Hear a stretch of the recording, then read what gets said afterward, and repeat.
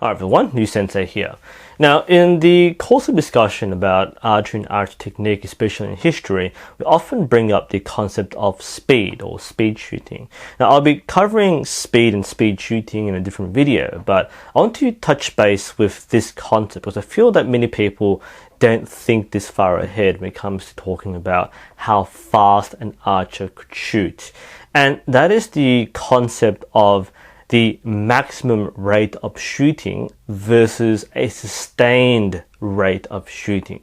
One of the sources which is commonly brought up and debated is Saracen Archery. And in Saracen Archery, the appendix notes that according to their measurements or their experimentation, that a Saracen archer could shoot 3 arrows in 1.5 seconds. We don't know how, we don't know exactly what method they use or how they held the arrows, but the belief of the authors is that it's possible to shoot 3 arrows in 1.5 seconds.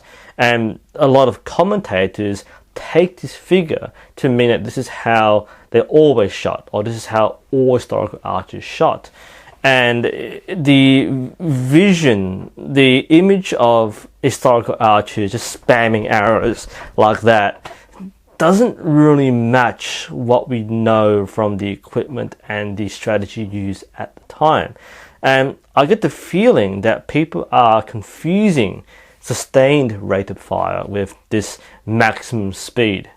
Now, the whole concept of a rate of fire is really a modern thing. It really came about with the use of gunpowder weapons, but you have to shoot a certain number of rounds per minute for the musket, which can be like 3 to 6, depending on your equipment, how well you're trained. But with modern automatic firearms, rate of fire is definitive. A gun is often measured by how fast it can shoot to an extent, because too high is a bad thing. Now, when we're talking about handheld firearms like assault rifles or submachine guns, then one of the big factors is, well, firstly, how accurate you are and how much ammunition you have. But even if you start talking about larger ammunition capacities like machine guns, which are belt fed, then the idea of shooting at your maximum rate of fire doesn't last very long because the barrel overheats and you can't shoot anymore. And that's actually the same phenomenon in archery. People tend to forget that archery is a physical process. You have to physically go through the actions. And if you've never held a bow, well, firstly, you should try archery. It's really good, but it's a lot harder than it looks. Now, many of us shooting casually, competitively, might shoot a 30-pound, 40, maybe 50-pound bow at most.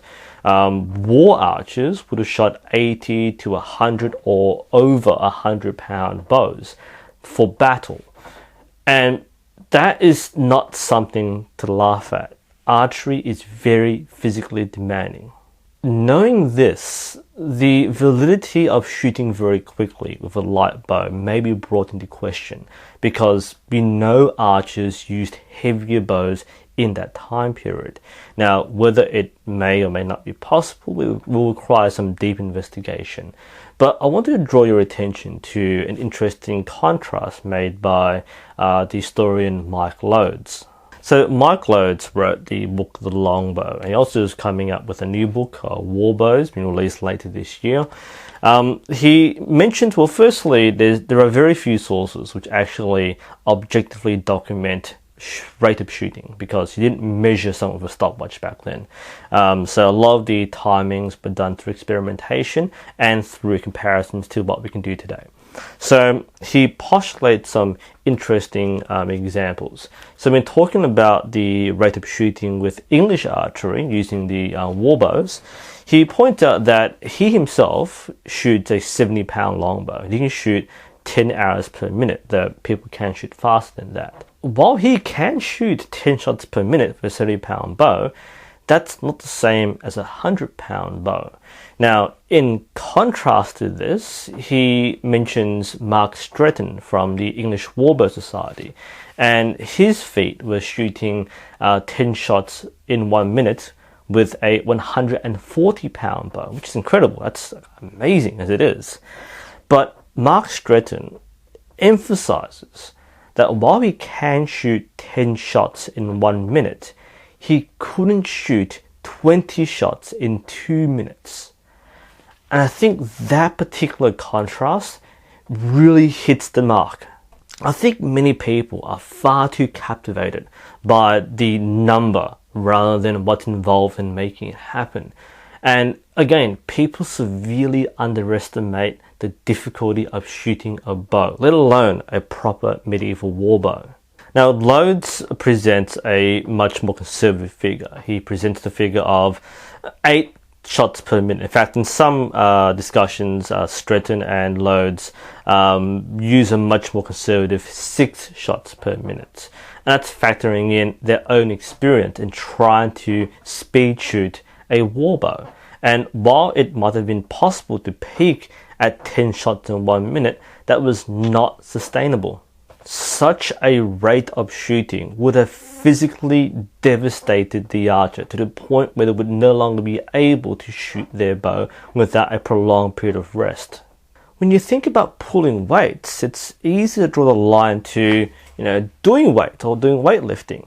And as many of us know, you can't really do this any faster. Whatever exercise you do, it might be curls or bench presses, you can't do this any faster than you need to with proper form and technique. Otherwise, you might injure yourself, it might be ineffective, you wouldn't train the right muscle groups, for example.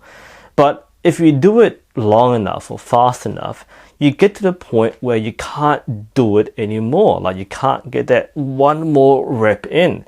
And what you end up doing is cheating to get that last one in, just to get it, I'm done, 20 reps, something like that.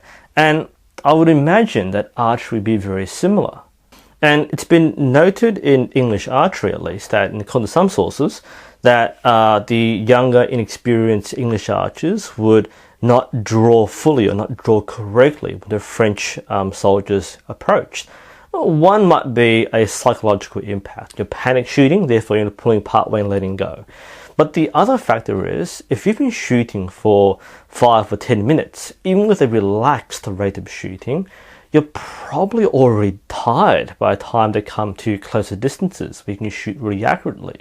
Because just as you can't lift a weight that one extra time for that one more rep, you might not be able to physically pull the bow back any further.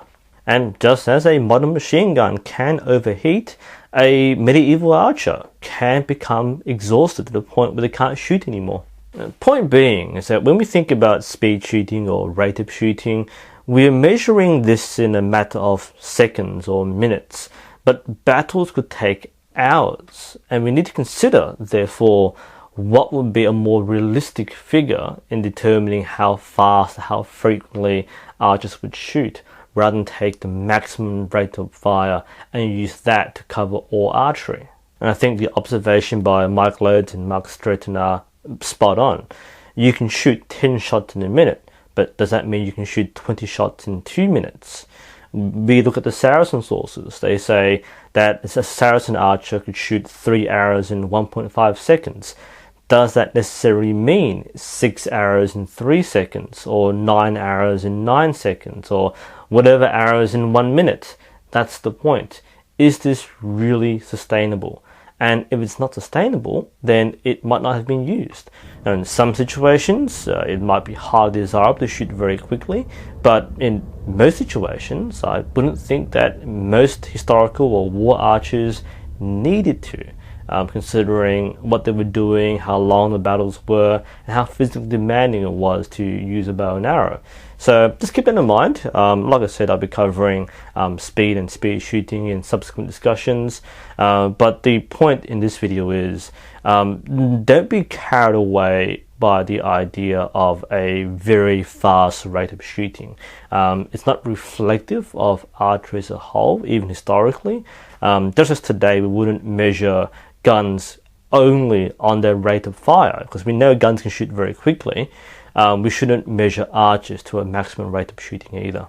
Anyway, I hope you found this interesting. This is NUSensei. Thank you for watching, and I'll see you next time.